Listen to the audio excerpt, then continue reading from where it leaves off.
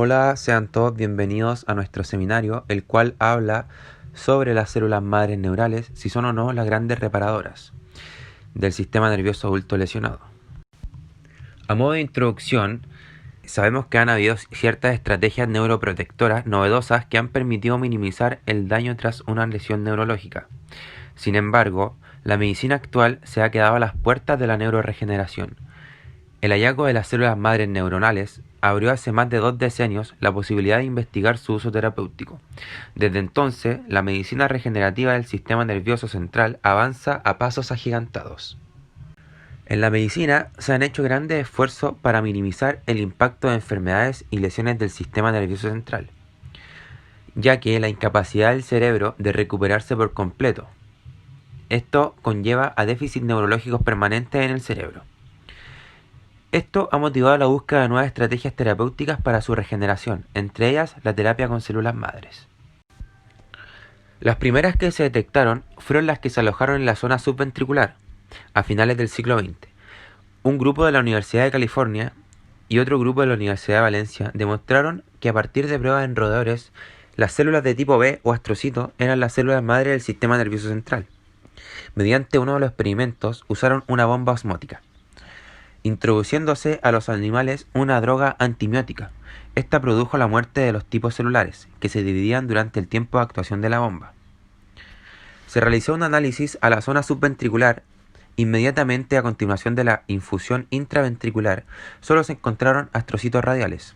Entre paréntesis, estos son células en división lenta y células ependimarias. A los pocos días se retira la sustancia, dando así una zona repoblada de neuronas jóvenes. En condiciones naturales, se observan las nuevas neuronas que proceden de la zona subventricular.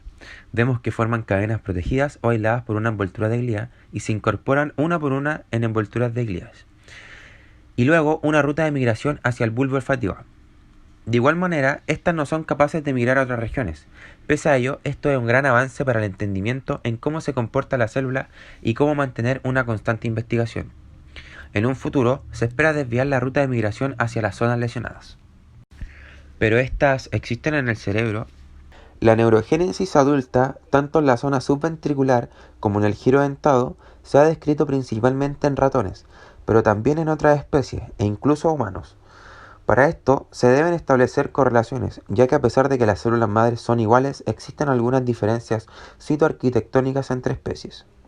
En los humanos, los astrocitos actúan como células madres neuronales, las cuales no solo son capaces de crear nuevas neuronas, sino que durante la etapa adulta también producen células gliales, pero la cantidad de las células madres nerviosas en las personas es mucho menor que la que presentan los roedores. Jonas Friesen, del Instituto Karolinska, llegaron a la conclusión de que mediante la concentración de carbono, -14, el cual es un isótopo de carbono poco común en los organismos, se podría conocer la edad de las células de las personas. Por ejemplo, si la muestra procedía de un varón nacido en 1930 y el ADN mostraba niveles de carbono -14, corresponde a unas etapas posteriores a 1955, a lo que indica que había nacido nuevas neuronas durante esa etapa y posteriormente el nacimiento. Pero aún así concluyeron que la neurogénesis postnatal en los bulbos olfativos humanos resulta insignificante. Se ha descrito actividad proliferativa en la zona subventricular, pero no dirigida específicamente a la neurona, sino que relacionada a astrocitos y oligodendrocitos. En el caso del giro dentado hipocampal, este también posee células madres neuronales. Peter Eriksson, del Instituto Salk para Estudios Biológicos, constató que en el hipocampo persiste la formación de neuronas durante la edad adulta, a diferencia de la zona subventricular, y esto fue corroborado por el grupo de Friesen mediante la medición de los niveles de carbono -14 en humanos, llegando a la conclusión que un tercio de las neuronas del giro dentado hipocampal se cambian durante la vida, lo que supone un nacimiento de 700 neuronas al día aproximadamente. Lo anteriormente hablado, visto en un potencial terapéutico. La constatación de que en los humanos existan, aunque en pequeñas cantidades, células madres neuronales capaces de dividirse y formar nuevas neuronas y glías, invita a pensar de forma inevitable y con cierta esperanza que estas células pueden utilizarse para reparar zonas dañadas. Se podrían aplicar en las áreas que han sufrido una pérdida de neuronas con los correspondientes sistemas neurológicos. Las células madres neuronales poseen la propiedad del patotropismo. ¿Qué es el patotropismo? Es decir, una afinidad para anidar en tejidos lesionados. Esta característica la comparte con otras células madres, entre ellas las mesenquimales. Aunque todavía se desconoce el mecanismo molecular del patotropismo, se sabe que expresan una gran variedad de receptores capaces de responder a señales químicas que emanan de las regiones deterioradas. En modelos animales se ha visto que la muerte neuronal estimula la división de las células madres propias del sistema nervioso central, además de su migración e incluso su establecimiento en las regiones dañadas a través de la conexión con las neuronas locales en plena funcionalidad. Las células madres expandidas o amplificadas en el laboratorio para su uso terapéutico pueden proceder del mismo individuo o de otro de la misma especie. La primera inconveniente: el trasplante alogénico requeriría la adición de medicación inmunosupresora sistémica a fin de evitar el rechazo inmunitario. En la actualidad se están investigando fuentes alternativas y más accesibles de las células capaces de reparar el sistema nervioso central de mamíferos adultos. Hasta el momento se han obtenido poblaciones celulares multipotentes a partir de los bulbos olfativos o filum terminal de la médula espinal. También se ha aislado un tipo celular especial, la glía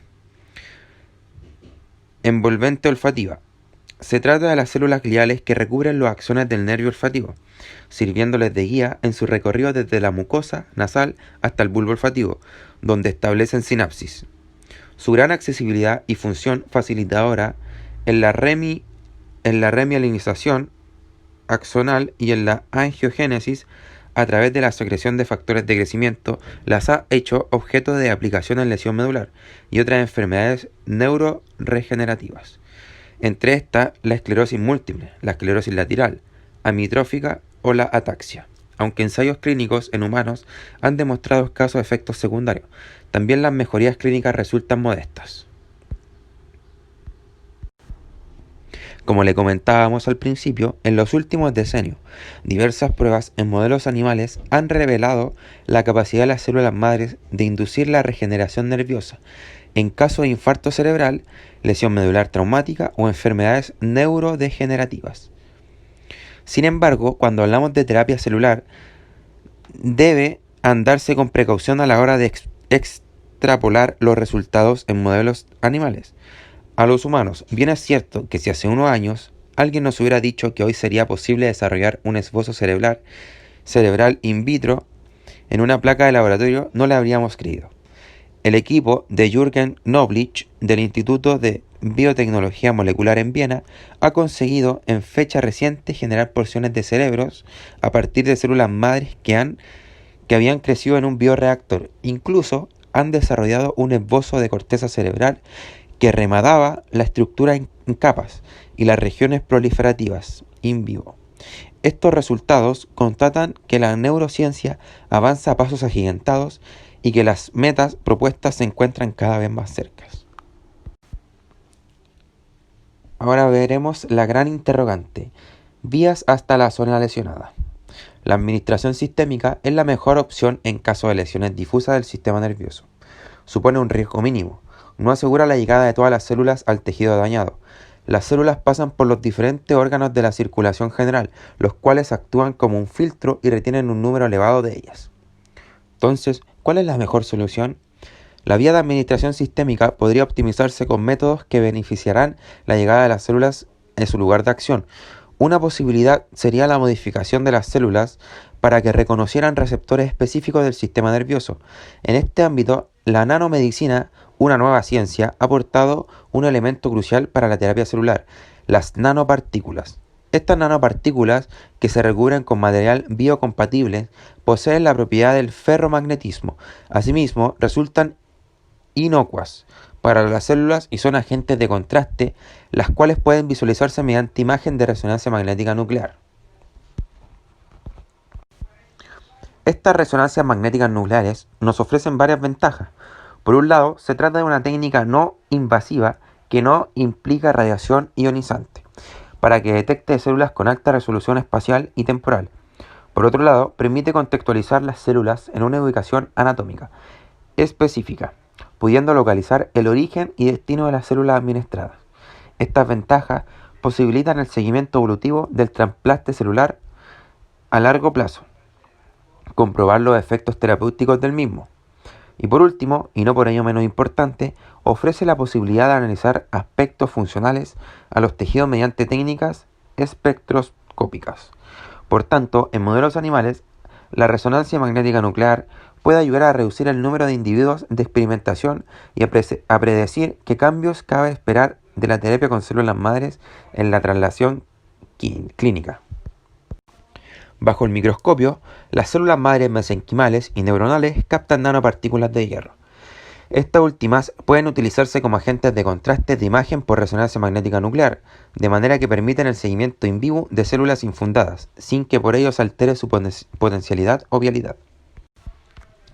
La exploración en el campo de la terapia celular ha permitido descubrir nuevas fuentes de células madre adultas, que por su versatilidad y sus características biológicas se erigen junto a las células madres neuronales como candidatas para su uso generalizado en medicina regenerativa. Para tratar diferentes patologías del sistema nervioso central, veremos algunas de esas posibilidades. Una de ellas serían las células madres mesenquimales adultas. Estas otorgan una gran ventaja. Residen en que pueden obtenerse en cantidades elevadas a partir de la médula ósea o gracia del propio paciente. Se caracterizan por su adherencia al plástico y por la expresión de antígenos de superficies específicos, debido a que las células madres no expresan el complejo mayor de histocompatibilidad tipo 2. Tampoco producen rechazo inmunitario ni requieren la prescripción de medicación inmunosupresora en el huésped.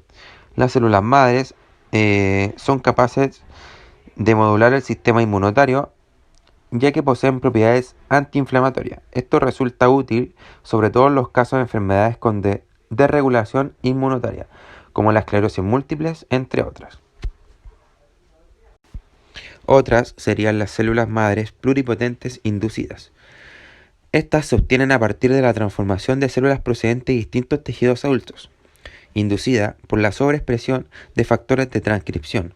Se trata de células diferenciadas que se han sometido a un proceso de desdiferenciación y que terminan comportándose como células madres embrionarias, aunque no proceden directamente de un órgano en desarrollo.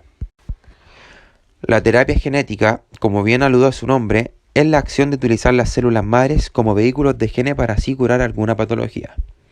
Las características biológicas y el comportamiento de las células madres los hace no solo mediadoras de neuroprotección o neuroreparación, sino que además las convierte en medio de transporte de profármacos o genes terapéuticos y liberarlos en el lugar deseado de acción. A día de hoy, se han planteado tratamientos genéticos con el uso de estas células para, por ejemplo, ayudar en la expresión de la acetilcolina transferasa en la enfermedad del Alzheimer, o el uso de células a modo de bombas expresoras del L-Dopa para tratar el Parkinson, o incluso para expresión de factores de crecimiento en enfermedades neurodegenerativas como la esclerosis lateral amiotrófica. A pesar de los años, es posible que numerosas patologías neurológicas sean tratadas mediante terapia celular en combinación con la terapia genética. Esto podría salvar una infinidad de vidas a lo largo de todo el mundo. Las posibilidades son infinitas, el camino es largo, pero no improbable. El único objetivo, reparar lo presuntamente irreparable. Muchas gracias por la atención y espero que hayan disfrutado de este video.